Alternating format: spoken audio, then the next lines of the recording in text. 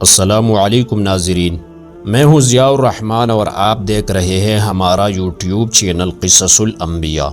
پیارے دوستو، سن 6 ہجری میں منافقین نے عائشہ رضی اللہ تعالی عنہا اور حضرت صفوان رضی اللہ عنہ پر ایک بہت بڑی تہمت لگائی، جس سے حضور صلی اللہ علیہ وسلم کو بہت بڑا صدمہ پہنچا۔ تو اس ویڈیو میں ہم بتائیں گے کہ اس تہمت کا آغاز کیسے ہوا اور اس زمانہ میں حضور صلی اللہ علیہ وسلم کی پریشانی اور غم کی کیفیت کیا تھی، اور حضرت عائشہ رضی اللہ عنہا کے والدین کتنے پریشان تھے، اور مخلصین صحابہ میں سے وہ کون سے تھے جنہوں نے غلط فہمی کی بنا پر تہمت باندھنے والوں کا ساتھ دیا، اور حضرت عائشہ کو تہمت کا علم کب اور کیسے ہوا، اور علم کے بعد ان کی کیا حالت ہو گئی تھی، اور پیغمبر اسلام کی عزت پر اللہ تعالیٰ کی غیرت کیسے جوش میں آئی، اور کتنا عرصہ بعد اللہ تعالیٰ نے حضرت عائشہ کی براءت اور پاک دامنی قرآن کریم کی صورت میں نازل فرمائی، اور اس کے بعد تہمت لگانے والوں سے کیا سلوک کیا گیا، اور آج کے دور میں وہ بدبخت لوگ کس مذہب سے تعلق رکھتے ہیں جو منافقین کی نہج پر چل کر اس تہمت کو سچ مانتے ہیں۔ تو پیارے دوستو، ان تمام تر سوالات کے جوابات ہم اس ویڈیو میں بتائیں گے، لہٰذا آپ سے گزارش ہے کہ ہماری اس ویڈیو کو آخر تک ضرور دیکھے گا۔ پیارے دوستو، ہم سب کی ماں حضرت عائشہ رضی اللہ تعالی عنہا پر منافقین کی طرف سے تہمت کا واقعہ عظیم ترین جرم ہے، جس میں اللہ کے رسول کے عزت و ناموس پر حملہ ہوا تھا، جسے سن کر مسلمان اپنی آنسوں پر قابو نہیں پا سکتا۔ پیارے دوستو، سورہ نور میں یہ حکم بیان ہوا ہے کہ کسی پاک دامن عورت پر جب تک 4 گواہوں کی شہادت نہ ہو زنا کا الزام لگانا عظیم گناہ ہے، اور تہمت لگانے والی کے لیے شرعی حد 80 کوڑے لگانے کا حکم ہے۔ لیکن یہ مسئلہ عام مسلمان پاک دامن عورتوں سے متعلق ہے۔ سن 6 ہجری میں بعض منافقین نے ام المؤمنین حضرت عائشہ صدیقہ رضی اللہ تعالی عنہا پر ایسی ہی تہمت گڑی تھی، چونکہ یہ معاملہ عام مسلمان پاک دامن عورتوں کے معاملے سے کہیں زیادہ اشد تھا، جس پر اللہ تعالیٰ کو اپنے رسول صلی اللہ علیہ وسلم کی قرابت کی وجہ سے غیرت آئی، اور حضرت عائشہ کی براءت اور پاکی کے بیان میں 10 آیات نازل فرمائے تاکہ رسول اللہ صلی اللہ علیہ وسلم کی آبرو پر حرف نہ آئے، اور ان 10 آیات میں حضرت صدیقہ رضی اللہ تعالی عنہ کی براءت اور نزاہت کا اعلان ہوا، اور جن لوگوں نے ان کے معاملہ میں کس طرح افتراء اور بہتان میں حصہ لیا تھا ان سب کو تنبیہ فرمائی، اور دنیا اور آخرت میں ان کی وبال کا بیان ہوا۔ پیارے دوستو، تہمت کا یہ واقعہ افک سے مشہور ہے۔ افک بدترین جھوٹ کو کہا جاتا ہے۔ اس لعنتی کام میں سب سے پیش عبداللہ ابن ابی ابن سلول تھا، جو تمام منافقوں کا رئیس تھا۔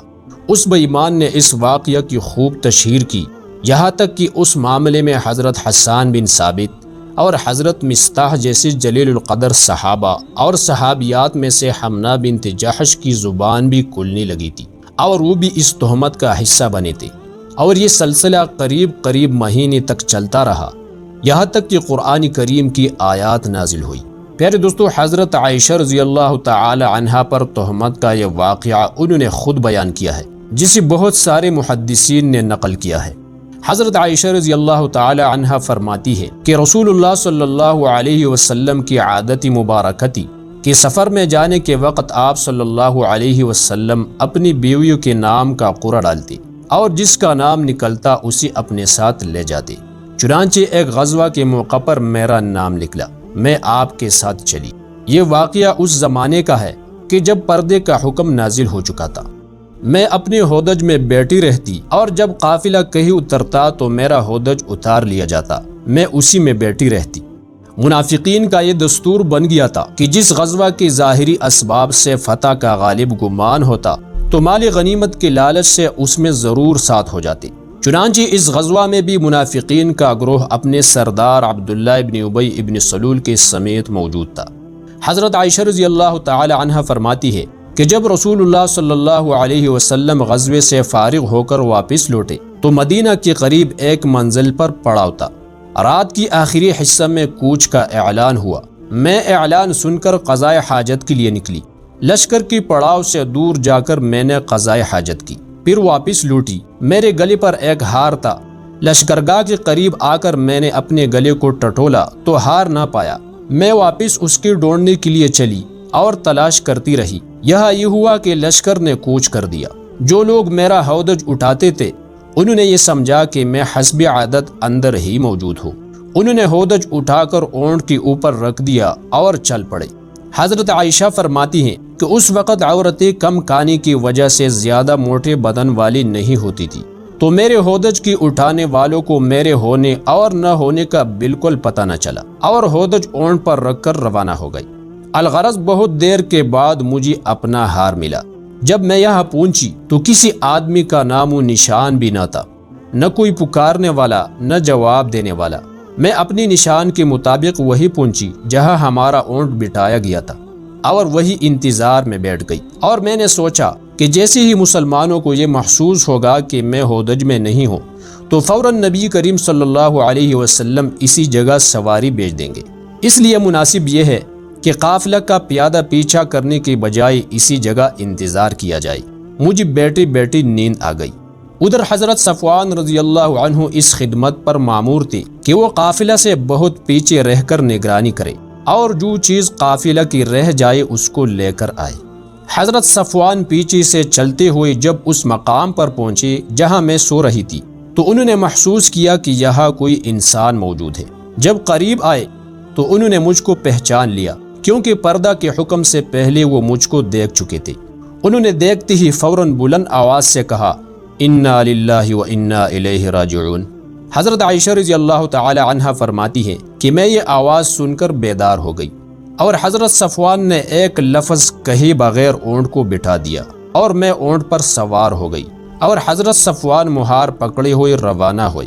ام المؤمنین فرماتی ہیں کہ اللہ کی قسم کہ نہ وہ مجھ سے کچھ بولے اور نہ میں نے ان سے کوئی کلام کیا، سوائے انا للہ و انا الیہ راجعون کہ میں نے ان کی منہ سے کوئی کلمہ نہیں سنا۔ دوپہر کے قریب ہم اپنے قافلے سے مل گئے۔ جب یہ خبر عبداللہ ابن ابی رئیس المنافقین کو معلوم ہوئی تو اس نے اور اس کی جماعت نے اس موقع کو غنیمت جانا اور تیزی کے ساتھ افطراء اور بہتان کو لشکر میں پھیلا دیا، مگر مسلمانوں نے کسی طرح اس کو باور نہیں کیا۔ البتہ مسلمانوں میں سے دو مرد حضرت حسان بن ثابت اور حضرت مصطح بن اساسہ اور ایک عورت حمنہ بنت جحش اپنے سادہ لوہی سے منافقین کے جال میں پھنس گئی۔ ام المؤمنین فرماتی ہیں کہ مدینہ آتی ہی میں بیمار پڑ گئی اور مہینہ بھر تک بیماری میں گرہی میں رہی۔ نہ میں نے کچھ سنا اور نہ کسی نے مجھ سے کچھ کہا، اور جو کچھ لوگوں میں ہو رہا تھا میں اس سے بالکل ہی بے خبر تھی۔ البتہ میرے دل میں کبھی یہ خیال گزرتا تھا کہ رسول اللہ صلی اللہ علیہ وسلم کی محبت میں کمی کی کیا وجہ ہے۔ عام طور پر بیماری میں جو شفقت حضور صلی اللہ علیہ وسلم کو میرے ساتھ ہوتی تھی، اس بیماری میں وہ بات میں نہیں پاتی تھی۔ مجھے رنج تو بہت تھا مگر کوئی وجہ معلوم نہ تھی۔ نبی کریم صلی اللہ علیہ وسلم تشریف لاتے، سلام کرتے اور دریافت فرماتے کہ طبیعت کیسی ہے، اور کوئی بات نہ کرتے۔ اس سے مجھے بڑا صدمہ ہوتا، مگر بہتان بازو کی تہمت سے میں بالکل غافل تھی۔ ام المؤمنین فرماتی ہیں کہ اس وقت گھروں میں قضائے حاجت کے لیے جگہ نہیں ہوتی تھی، اور عرب کی قدیم عادت کے مطابق ہم لوگ میدان میں قضائے حاجت کے لیے جایا کرتے تھے، اور عموماً رات کو جایا کرتے تھے۔ گھروں میں قضائے حاجت کے لیے جگہ بنانے سے عام طور پر نفرت تھی۔ حسب عادت میں حضرت مصطح کی ماں ام مصطح کے ساتھ قضائے حاجت کے لیے چلی۔ اس وقت میں بہت ہی کمزور ہو رہی تھی۔ ام مصطح میرے والد حضرت ابوبکر رضی اللہ عنہ کے خالہ تھی۔ جب ہم واپس آنے لگے تو حضرت ام مصطح کا پاؤں چادر کے دامن میں الجھا اور بے ساختہ ان کی منہ سے نکل گیا کہ مصطح ہلاک ہو۔ مجھے بہت برا لگا اور میں نے کہا کہ تم نے بہت برا کلمہ بولا، توبہ کرو، تم اسی گالی دیتے ہو جس نے جنگ بدر میں شرکت کی۔ اس وقت ام مصطح نے کہا، آپ کو کیا معلوم ہے؟ میں نے کہا، کیا بات ہے؟ انہوں نے فرمایا، وہ بھی ان لوگوں میں سے ہے جو آپ کو بدنام کرتے پھرتے ہیں۔ مجھے سخت حیرت ہوئی۔ اب انہوں نے بہتان باندھنے والوں کی تمام کہانی مجھے سنائی۔ میرے تو ہاتھوں کے طوطے اڑ گئے۔ رنج اور غم کا پہاڑ مجھ پر پھوٹ پڑا۔ صدمے کے مارے میں تو اور بیمار ہو گئی۔ بیمار تو پہلی سے تھی، اس خبر نے تو نڈال کر دیا۔ جو تو کر کے ہم گھر پہنچے۔ اب صرف یہ خیال تھا کہ میں اپنے والدین کے ہاں جا کر اچھی طرح معلومات کر لوں کہ کیا واقعی میری نسبت ایسی افواہیں پھیلائی گئی ہیں اور کیا کیا مشہور کیا جا رہا ہے۔ اتنے میں رسول اللہ صلی اللہ علیہ وسلم میرے پاس آئے، سلام کیا اور پوچھا کہ کیا حال ہے۔ میں نے کہا اگر آپ اجازت دے تو میں اپنے والدین کے ہاتھ چلی جاؤں۔ رسول اللہ صلی اللہ علیہ وسلم نے اجازت دے دی۔ میں وہاں چلی گئی۔ میں نے اپنے والدہ سے پوچھا کہ اماں جان لوگوں میں کیا باتیں پھیل رہی ہے؟ انہوں نے فرمایا بیٹی یہ تو نہایت معمولی بات ہے، تم اپنا دل اتنا باری نہ کرو۔ کسی شخص کی اچھی بیوی جو اسی محبوب ہو اور اس کی سوکنی بھی ہو، وہاں ایسی باتوں کا کڑا ہونا تو لازمی بات ہے۔ میں نے کہا سبحان اللہ، کیا واقعی لوگ میری نسبت ایسے افواہی اڑا رہے ہیں؟ تو مجھے غم اور رنج نے اس قدر گھیرا کہ بیان سے باہر ہے۔ اس وقت سے جو رونا شروع ہوا ایک دم بھر کے لیے میرے آنسو نہیں تمے۔ میں سر ڈال کر روتی رہتی۔ کہاں کا کھانا پینا، کہاں سونا بیٹھنا، کہاں کی بات چیت، غم رنج اور رونا ہے اور میں ہوں۔ ساری رات اسی حالت میں گزری کہ آنسو کی لڑی نہ تمی۔ دن کو بھی یہی حال رہا۔ نبی کریم صلی اللہ علیہ وسلم پر وحی کے آنے میں دیر ہوئی تو نبی کریم صلی اللہ علیہ وسلم نے حضرت علی اور حضرت اسامہ بن زید رضی اللہ عنہما کو بلوایا، اور آپ صلی اللہ علیہ وسلم نے ان دونوں حضرات سے مشورہ کیا کہ آپ مجھے الگ کر دے یا کیا۔ حضرت اسامہ رضی اللہ عنہ نے تو صاف کہا یا رسول اللہ صلی اللہ علیہ وسلم، ہم آپ کی اہل پر کوئی برائی نہیں جانتے، ہماری دل ان کی عفت عزت اور شرافت کی گواہ دینے کے لیے حاضر ہے۔ ہاں حضرت علی رضی اللہ عنہ نے جواب دیا یا رسول اللہ صلی اللہ علیہ وسلم، اللہ تعالی کی طرف سے آپ پر کوئی تنگی نہیں، عورتیں ان کی سوا بھی بہت ہے۔ اگر آپ گھر کی خادمہ سے پوچھے تو آپ کو صحیح واقعہ معلوم ہو سکتا ہے۔ آپ صلی اللہ علیہ وسلم نے اسی وقت گھر کی خادمہ حضرت بریرہ کو بلوایا اور ان سے فرمایا کہ عائشہ کی کوئی بات شک و شبہ والی کبھی بھی دیکھی ہو تو بتاؤ۔ حضرت بریرہ نے کہا اللہ کی قسم جس نے آپ علیہ السلام کو حق کے ساتھ مبعوث فرمایا ہے، میں نے ان سے کوئی بات کبھی اس قسم کی نہیں دیکھی۔ ہاں صرف یہ بات ہے کہ کم عمری کی وجہ سے ایسا ہو جاتا ہے کہ کبھی کبھی گوندا ہوا آٹا یوں ہی رکھا رہتا ہے اور وہ سو جاتی ہے تو بکری آ کر کھا جاتی ہے، اس کے سوا میں نے ان کا کوئی قصور کبھی نہیں دیکھا۔ ام المؤمنین فرماتی ہیں کہ بہرحال میرا حال یہ تھا کہ یہ سارا دن بھی رونے میں ہی گزرا۔ میری اس رونے نے میرے ماں باپ کی بھی ہوش گم کر دیے تھے۔ وہ سمجھ بیٹھے تھے کہ یہ رونا میرا کلیجہ پھاڑ دے گا۔ دونوں حیرت زدہ مغموم بیٹھے ہوئے تھے اور مجھے رونے کے سوا اور کوئی کام ہی نہ تھا۔ اتنے میں انصار کی ایک عورت آئی اور وہ بھی میرے ساتھ رونے لگی۔ اب ہم اسی طرح بیٹھے ہوئے تھے کہ اچانک رسول کریم صلی اللہ علیہ وسلم تشریف لائے اور سلام کر کے میرے پاس بیٹھ گئی۔ اللہ کی قسم جب سے یہ بہتان بازی ہوئی تھی آج تک رسول اللہ صلی اللہ علیہ وسلم میرے پاس کبھی نہیں بیٹھے تھے۔ مہینہ بھر گزر گیا تھا کہ حضور صلی اللہ علیہ وسلم کی یہی حالت تھی، کوئی وحی نہیں آئی تھی کہ فیصلہ ہو سکے۔ آپ علیہ السلام نے بیٹھتے ہی اول تو تشہد پڑھا، پھر اما بعد فرما کر فرمایا اے عائشہ تیری نسبت مجھے یہ خبر پہنچی ہے، اگر تو واقعی پاک دامن ہے تو اللہ تعالیٰ تیری پاکیزگی ظاہر فرما دے گا، اور اگر فی الحقیقت تو کسی گناہ میں آلودہ ہو گئی ہے تو اللہ تعالیٰ سے استغفار کر اور توبہ کر۔ بندہ جب گناہ کر کے اپنے گناہ کی اقرار کے ساتھ اللہ کی طرف جھکتا ہے اور اس سے معافی طلب کرتا ہے تو اللہ تعالیٰ اسے بخش دیتا ہے۔ آپ علیہ السلام اتنا فرما کر خاموش ہو گئی۔ یہ سنتی ہی میرا رونا دھونا سب جاتا رہا، آنسو تھم گئی، یہاں تک کہ میرے آنکھوں میں آنسو کا ایک قطرہ بھی باقی نہ رہا۔ میں نے اول تو اپنے والد حضرت ابوبکر سے درخواست کی کہ میری طرف سے رسول اللہ صلی اللہ علیہ وسلم کو آپ ہی جواب دے، لیکن انہوں نے فرمایا کہ واللہ میری سمجھ میں نہیں آتا کہ میں حضور صلی اللہ علیہ وسلم کو کیا جواب دوں۔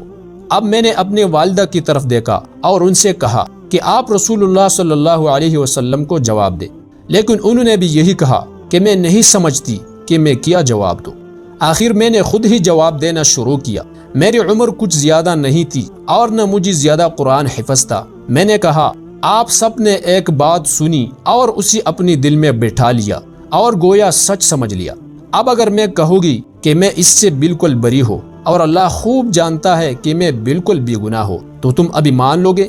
میری اور تمہاری مثال تو بالکل حضرت یوسف علیہ السلام کے والد حضرت یعقوب علیہ السلام کا یہ قول ہے جب انہوں نے حضرت یوسف علیہ السلام کی فراق میں بیان فرمایا تھا فَصَبْرٌ جَمِيلٌ وَاللَّهُ الْمُسْتَعَانُ، پس صبر ہی اچھا ہے جس میں شکایت کا نام ہی نہ ہو، اور تم جو باتیں بناتے ہو ان میں اللہ ہی میری مدد کرے۔ اتنا کہہ کر میں نے کروٹ پھیر لی اور اپنی بستر پر لیٹ گئی۔ ام المؤمنین فرماتی ہیں کہ اللہ کی قسم مجھے یقین تھا کہ چونکہ میں پاک ہو اللہ تعالی میری براءت اپنے رسول صلی اللہ علیہ وسلم کو ضرور معلوم کرا دے گا، لیکن یہ تو میرے خیال و گمان میں بھی نہ تھا کہ میرے بارے میں قرآن کی آیات نازل ہوں گے۔ میں اپنے آپ کو اس سے بہت کم تر جانتی تھی کہ میرے بارے میں کلام اللہ کی آیات اتریں گے۔ ہاں مجھے زیادہ سے زیادہ یہ خیال ہوتا تھا کہ ممکن ہے کہ خواب میں اللہ تعالی حضور صلی اللہ علیہ وسلم کو میری براءت دکھا دے۔ واللہ ابھی تو نہ رسول اللہ صلی اللہ علیہ وسلم اپنی جگہ سے ہٹے تھے اور نہ گھر والوں میں سے کوئی گھر سے باہر نکلا تھا کہ حضور صلی اللہ علیہ وسلم پر وحی نازل ہونی شروع ہو گئی اور چہرہ پر وہی آثار ظاہر ہوئی جو وحی کے وقت ہوتے تھے، اور پیشانی مبارک سے پسینہ ٹپکنے لگا۔ سخت سردی میں بھی وحی کی نزول کی یہی کیفیت ہوا کرتی تھی۔ جب وحی اتر چکی تو ہم نے دیکھا کہ حضور صلی اللہ علیہ وسلم کا چہرہ ہنسی سے کھل رہا ہے۔ سب سے پہلے آپ نے میری طرف دیکھ کر فرمایا عائشہ خوش ہو جاؤ، اللہ تعالی نے تمہاری براءت نازل فرما دی۔ اسی وقت میرے والدہ نے فرمایا بچی حضور صلی اللہ علیہ وسلم کے سامنے کھڑی ہو جاؤ۔ میں نے جواب دیا کہ واللہ نہ تو آپ صلی اللہ علیہ وسلم کے سامنے کھڑی ہوں گی اور نہ اللہ تعالی کے سوا اور کسی کی تعریف کرو گی۔ اسی نے میری براءت اور پاکیزگی نازل فرمائی ہے۔ پس اللہ تعالی نے 10 آیتیں نازل فرمائے اور منافقین کی خباثت کو آشکارا کر دیا، اور حضرت عائشہ رضی اللہ تعالی عنہا کی پاک دامنی اور عفت پر مہر لگا دی، اور بہتان لگانے والوں پر کوڑوں کی سزا جاری کرنے کا حکم دیا۔ آج کے دور میں بعض شیعہ جو ان منافقین کی روحانی اولاد ہے، وہ اس تہمت کو سچ مان کر قرآن کریم کی مخالفت کر رہے ہیں اور نبی کریم صلی اللہ علیہ وسلم کے عزت اور ناموس پر حملہ کر رہے ہیں۔ اللہ تعالیٰ ان کو ذلیل کرے۔ پیارے دوستو، اگر ویڈیو پسند آئی ہے تو ویڈیو کو لائک، شیئر اور کمنٹ میں اپنے رائے کا اظہار ضرور کیجیے گا، اور اگر آپ اس قسم کی مزید ویڈیوز دیکھنا پسند کرتے ہیں تو ہمارے چینل قصص الانبیاء کو سبسکرائب کریں۔